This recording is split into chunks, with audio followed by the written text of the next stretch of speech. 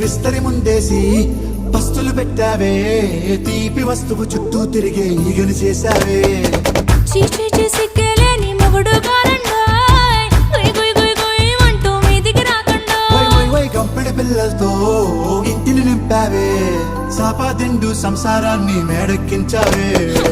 ఇరుగు పొరుగు ముందు సరసాలు